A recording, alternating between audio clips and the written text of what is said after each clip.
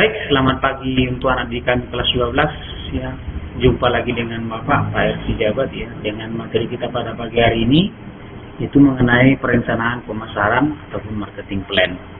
Nah, anak didik kami minggu lalu kita sudah membahas yang namanya tetap dalam topik perencanaan tapi membahas mengenai administrasi.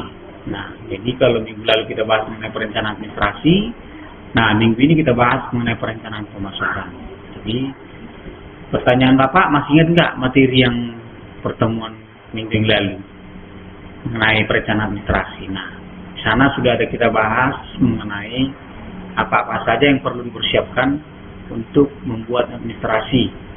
Ya, administrasi mulai sejak berdirinya perusahaan ataupun berjalannya perusahaan itu perlu direncanakan administrasinya. Nah, anak didik kami pada pagi hari ini sesuai dengan materi sampaikan tadi, perencanaan pemasaran ini yang menjadi topik kita. Nah, apa yang menjadi tujuan pembelajaran kita pada pagi hari ini? Ada 4. Nah, yang pertama anakku, Anda diharapkan mampu memahami tujuan dan manfaat rencana pemasaran atau marketing plan. Nah, apa manfaatnya nanti, tujuan dan manfaatnya nanti kita lihat ya. Kemudian yang kedua anakku, ini siswa dapat memahami langkah dan program marketing plan. Ketiga, siswa dapat memahami fungsi dan manfaat pemasaran. Dan yang keempat adalah siswa dapat memahami jenis-jenis pemasaran. Nah, anak didik kami kelas 12, inilah keempat hal yang menjadi tujuan pembelajaran kita pada pagi hari ini. Melalui pembelajaran pada pagi hari ini, mudah-mudahan yang keempat hal ini tercapai anakku. Baik anakku, sekarang kita teruskan. Oke, nah kita kupas dulu mengenai yang pertama itu definisi pemasaran. Nah, kalau bicara tentang pemasaran tentu tidak asing di telinga kita anakku. Ini sudah sering kita dengar pemasaran, marketing. Nah, jadi pemasaran itu adalah aktivitas atau serangkaian institusi dalam proses menciptakan, mengkomunikasikan, menyampaikan dan mempertukarkan tawaran. Jadi pada prinsipnya pemasaran itu adalah mengkomunikasikan produk kepada konsumen, ya. Nah, diciptakan dulu, dikomunikasikan dan disampaikan. Oke, yang kedua di sini dikatakan ya, pemasaran itu adalah kegiatan lakukan perusahaan untuk mempromosikan suatu produk atau layanan yang mereka punya. Pemasaran ini mencakup pengiklanan, penjualan dan pengiriman produk ke konsumen atau perusahaan lain. Nah, jadi pemasaran itu adalah kegiatan mempromosikan suatu produk kepada konsumen. Bagaimana cara mempromosikannya? Ya, bisa melalui pengiklanan, penjualan, pengiriman produk kepada konsumen. Nah, awalnya lah pengiklanan, kemudian setelah ada pesanan, kemudian penjualan, kemudian pengiriman produk kepada konsumen. Sejauh ini aku jelas aku. Oke. Kalau begitu kita teruskan. Nah, perencanaan pemasaran ini sesuai dengan tujuan pembelajaran kita tadi. Nah, perencanaan pemasaran itu apa sih? Nah, perencanaan pemasaran adalah bentuk dari proses manajemen yang mengarah pada strategi pemasaran, di mana tujuan utamanya itu untuk mencapai tujuan pemasaran. Nah, jadi kita membuat perencanaan pemasaran itu adalah merupakan proses manajemen, ada proses persiapan untuk pencapaian tujuan. Nah, dan bagaimana pencapaian tujuannya perlu direncanakan, dan bagaimana strategi mencapai tujuan itu direncanakan melalui perencanaan. Itu prosesnya sistematis dan melalui koordinasi dari pimpinan dengan anggota perusahaan ataupun komunikasi antar elemen di dalam perusahaan. Oke ya. Baik, yang berikutnya tujuan marketing plan. Apa tujuan daripada perencanaan dari pemasaran itu atau marketing plan itu? Ada 4. Nah, anak didik kami yang pertama itu adalah mengetahui dan memperbanyak informasi perubahan pasar dan kompetitor. Nah, kita perlu membuat perencanaan pemasaran itu kita mau menggali lebih banyak tentang informasi mengenai perubahan pasar, kebutuhan pasar maksudnya. Dan bagaimana tingkat persaingan atau bagaimana kompetitor atau strategi-strategi yang dimainkan oleh kompetitor di lapangan. Ini juga perlu direncanakan, dibaca, dievaluasi atau dianalisis di dalam perencanaan. Nah, yang kedua, menciptakan hubungan dan jaringan kerja yang lebih luas dengan organisasi lain. Nah, jadi kita juga membuat perencanaan pemasaran itu adalah sebagai upaya untuk menjalin kerjasama dengan perusahaan-perusahaan yang lain. Ya, mungkin kita sebagai produsen, mungkin ada nanti perusahaan tertentu menjadi mitra kita atau konsumen kita untuk menggunakan produk yang kita produksi. Ini juga menjadi tujuan marketing plan. Yang ketiga, sebagai bentuk penyesuaian bisnis. Nah, jadi kalau dikatakan sebagai bentuk penyesuaian bisnis, artinya kita di sini juga membaca kebutuhan pasar, apa yang menjadi kebutuhan pasar, usaha kita selaras dengan itu. Dia ada penyesuaian bisnis dengan kebutuhan lapangan. Yang keempat adalah meningkatkan keuntungan dengan usaha yang efisien dan efektif.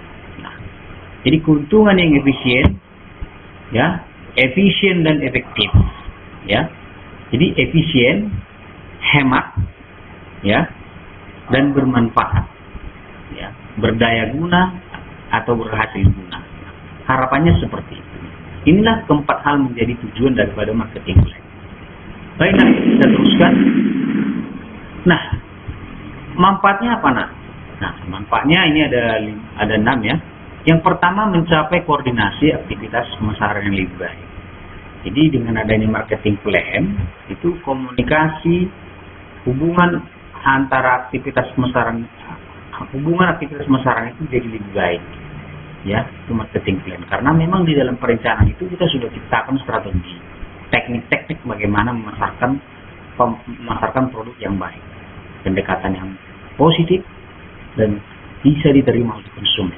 Jadi aktivitas pemasarannya jadi lebih baik.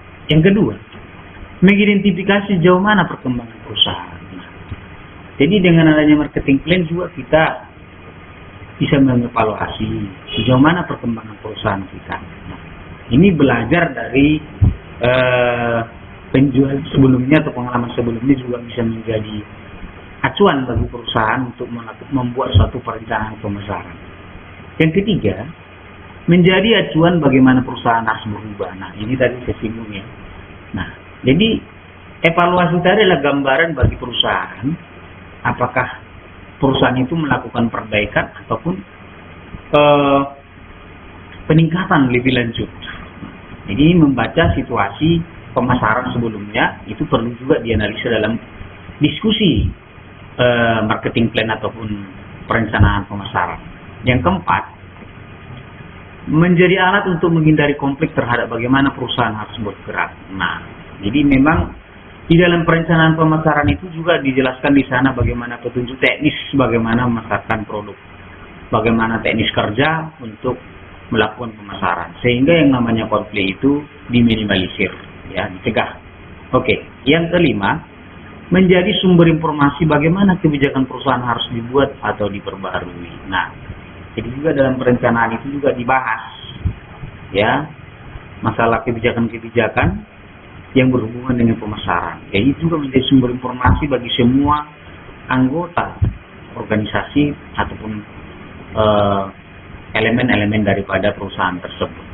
Nah, yang keenam, menjadi acuan agar manajer bergerak dan berpikir ke arah yang lebih sistematis. Nah, jadi ini juga merupakan juga panduan bagi seorang manajer bagaimana dia harus mengelola pemasaran itu, sehingga pemasaran itu bisa terlaksana dengan efisien dan efektif. Jadi efisiensi dan efektivitas itu yang ingin dicapai di sana. Jadi itu menjadi gambaran bagi seorang manajer keputusan daripada yang namanya marketing plan itu ataupun perencanaan pemasaran itu. Jadi intinya adalah persiapan yang baik adalah usaha untuk menghasilkan suatu kegiatan yang lebih baik. Tanpa persiapan yang baik yang adalah hanya kegagalan. Jadi memang perlu yang namanya perencanaan. Oke, kita teruskan aku. Nah, steps marketing plan. Nah, langkah-langkah perencanaan marketing. Bagaimana sih langkah-langkah membuat perencanaan pemasaran? Yang pertama nak, kita harus melakukan analisis situasi. Nah, kita harus analisis situasi ya. Situasi apa yang perlu kita analisis dalam situasi pasar? Sebenarnya ini juga sudah dipetakan atau dibaca pada saat perencanaan pendirian usaha. Ya, akan kemana hasil produksi akan dipasarkan. Sebenarnya ini juga sudah kita bahas sebelumnya ya. Tentu dengan adanya survei pasar ya, dan menggunakan analisis SWOT. Nah, ini juga harus dilakukan lebih awal ya, untuk melihat pangsa pasar yang sesuai dengan kegiatan usaha kita. Oke. Nah, yang kedua, menetapkan tujuan dan sasaran. Kita harus mampu mengidentifikasi siapa saja yang membutuhkan produk tersebut. Nah, ini juga sudah kita bahas dalam segmentasi pasar dalam perencanaan usaha. Membaca kebutuhan pasar berdasarkan ada yang namanya berdasarkan geografisnya, psikografis, dan seterusnya. Nah, itu juga sudah kita singgung. Nah, yang berikutnya menyusun strategi dan program. Nah, dalam pemasaran tentu harus ada strategi, karena kita tadi ada tujuan ya, ada tujuan, tentu strategi harus ada. Bagaimana cara atau teknik mencapai tujuan tersebut. Nah, maka kita perlu menyusun strategi. Nah, untuk berikutnya dan programnya. Apa program kita dalam pemasaran itu juga perlu kita susun. Jadi itu merupakan tindakan jangka panjang dan dibuat sebagai rencana jangka panjang untuk mencapai tujuan organisasi. Nah, jadi tujuan organisasi itu ada jangka panjang, ada jangka pendek. Nah, itu juga perlu ditetapkan bagaimana cara atau strategi mencapai itu. Oke, kita teruskan. Nah, program marketing plan. Nah, jadi apa saja yang menjadi program perencanaan pemasaran? Yang pertama itu adalah menentukan target konsumen. Nah, tentu target konsumen kita kemana? Artinya pasar-pasaran kita di mana yang banyak membutuhkan produk kita, sehingga kita bisa memperoleh namanya profit ataupun keuntungan. Yang kedua adalah membuat tujuan akhir. Tujuan akhir kita apa? Ya, tujuan penalti kita apa? Yang pertama itu adalah tentunya konsumen puas dengan pelayanan kita. Artinya kualitas pelayanan kita diterima oleh konsumen. Dengan demikian juga akan tercipta namanya nama baik daripada produk kita, sehingga pemasaran kita akan berkesinambungan atau terus-menerus bisa diterima oleh masyarakat.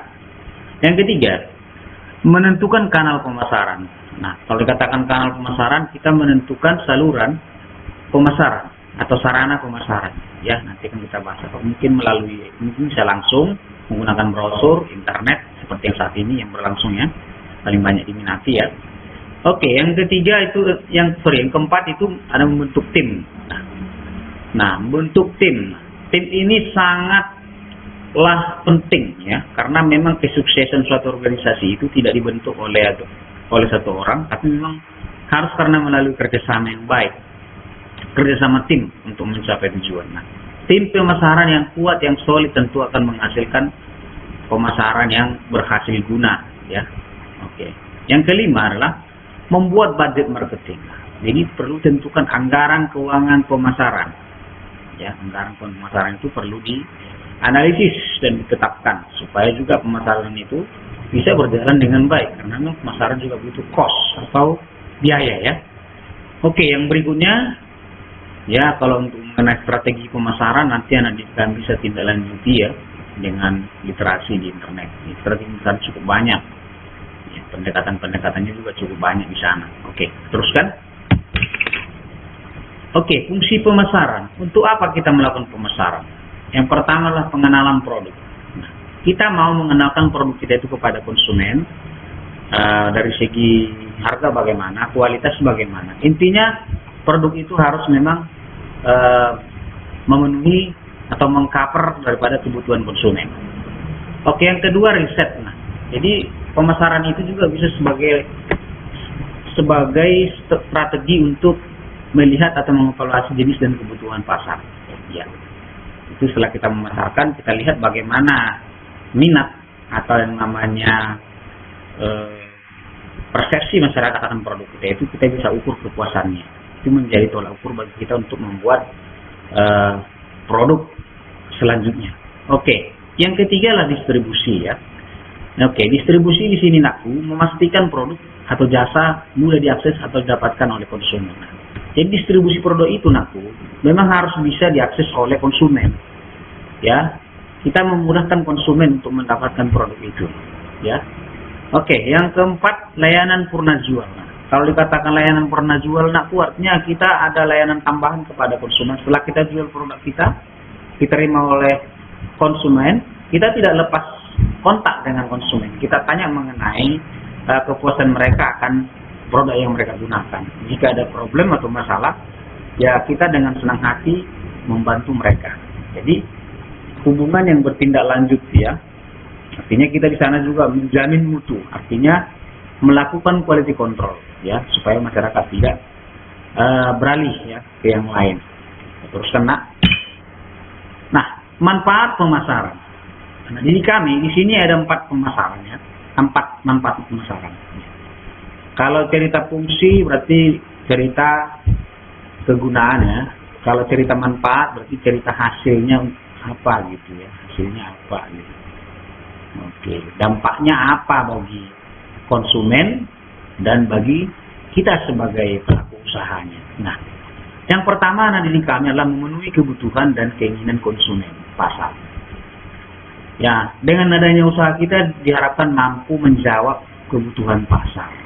Ya, bagaimana caranya? Maka kita perlu ada survei pasar. Itu tadi sudah ditetapkan analisis pasar terlebih dahulu, ya. Yang kedua, memperbanyak ragam pilihan produk ataupun jasa yang dapat dimanfaatkan oleh konsumen ke pasar. Nah, harapannya dengan kehadiran produk kita itu juga memperbanyak ragam pilihan produk bagi konsumen. Pilihan dari segi jenis, pilihan dari segi harga, maupun dari segi yang lain, ya. Oke. Yang ketiga, bagi perusahaan atau usaha untuk mendapatkan keuntungan atau laba. Jadi apapun ceritanya, tujuan akhirnya juga adalah untuk mencapai keuntungan atau laba bagi kita atau bagi pelaku usaha, ya. Yang keempat, bagi perusahaan atau jasa mengukur kepuasan pasar. Nah, jadi memang tujuan manfaatnya juga bagi kita dengan adanya pemasaran itu, kita bisa mengukur kepuasan konsumen itu sejauh mana gitu. Mereka puaskah? Sangat puas? Atau kurang puas? Atau sangat kurang puas? Ini perlu kita evaluasi, ya. Oke, kita teruskan, nak. Oke, jenis-jenis pemasaran itu, ya, jenis pemasaran. Di sini ada 4 yang saya singgung, ya. Jenis pemasaran berdasarkan media pemasarannya, salurannya, ya. Oke, yang pertama branding atau merek. Nah, di sini kita memasarkan menggunakan merek. Nah, contoh merek itu berupa nama, slogan ataupun logo. Nah, jadi jenis pemasaran ini memang memiliki fungsi sebagai keranjang jangka panjang. Nah, tentu kalau produk kita sudah bermerek, itu pasti produk itu sudah dikenal oleh masyarakat dan sudah diminati oleh masyarakat, ya. Yang kedua, iklan siaran. Pemasaran dengan mengiklankan produk atau jasa menggunakan media elektronik seperti radio atau televisi. Nah, produk itu bisa kita pasarkan melalui media-media elektronik yang ada, ya, elektronik, ya, seperti radio ataupun televisi ataupun dan lain sebagainya. Nah, yang ketiga adalah multi level marketing. Nah, jadi kalau pemasaran seperti ini adalah pemasaran menggunakan sistem jaringan, ya, jaringan, ya. Tentu ini melibatkan banyak orang, namanya MLM istilahnya. Ini sudah tidak asing, banyak menggunakan perusahaan yang menggunakan jasa-jasa seperti ini, ya, mulai seperti ini menurut saya, ya. Nah, ini juga bisa mendongkrak penjualan, ya. Oke, yang berikutnya yang keempat adalah internet online. Nah, ini tidak asing telinga kita karena memang zamannya sekarang ini adalah zamannya internet, apalagi di era revolusi industri 4.0 ini, yang memanfaatkan internet untuk memasarkan produk, bisa menggunakan berbagai media sosial yang bisa cepat mendongkrak pemasaran. Nah, itu dia keempat jenis pemasaran yang bisa kita manfaatkan. Oke, yang berikutnya, nak. Kesimpulan. Anak didik kami kelas 12, kesimpulan kita pagi hari ini ada 3. Ini menurut analisis saya. Nanti analisis anak didik kami boleh buat lagi kesimpulan, ya, supaya juga semakin melatih pemahaman akan materi ini. Nah, yang pertama, marketing planning sangat penting dilakukan sebelum tindakan pemasaran dilakukan. Marketing planning, perencanaan pemasarannya. Kenapa itu penting lakukan sebelum pemasaran dilakukan? Karena memang di sanalah kita rumuskan berbagai program untuk mencapai tujuan pemasaran, tujuan usaha kita, dan program strategi pemasaran. Apa-apa aja strategi pemasaran itu nanti bisa anak didik kami follow up atau tindak lanjuti dengan menggali lebih banyak di internet. Ya. Intinya mau berliterasi digital, itu kuncinya. Yang kedua, anakku, pemasaran produk atau jasa harus berorientasi pada kebutuhan konsumen. Ya, apapun ceritanya adalah kita hadir harus bisa menjawab kebutuhan konsumen. Itu dia. Karena memang mereka lah yang menjadi pemakai daripada jasa ataupun produk yang kita hasilkan. Jelas, nakku? Oke. Yang ketiga, pemasaran produk atau jasa dapat ditempuh dengan beberapa sarana. Tadi saya singgung ya, melalui branding, merek. Kemudian juga ada tadi menggunakan media elektronik, ya, ada juga internet, ya. Itu kanalnya masuk untuk sarananya. Oke. Baik anak didik kami, yang berikutnya adalah sumber belajar yang saya gunakan sebagai literatur maksud saya untuk menyusun pembelajaran kita pada pagi hari ini. Untuk lebih jauh lagi bisa anak didik kami cari lagi. Baik anak didik kami, senang sekali bertemu anak didik kami pada pagi hari ini. Ya, harapan Bapak semua dalam keadaan sehat, semangat, apalagi di masa pandemi ini. Tips dari Bapak, kita ikuti apa yang menjadi aturan dari pemerintah. Kita jaga jarak, kita gunakan masker, kita rajin cuci tangan.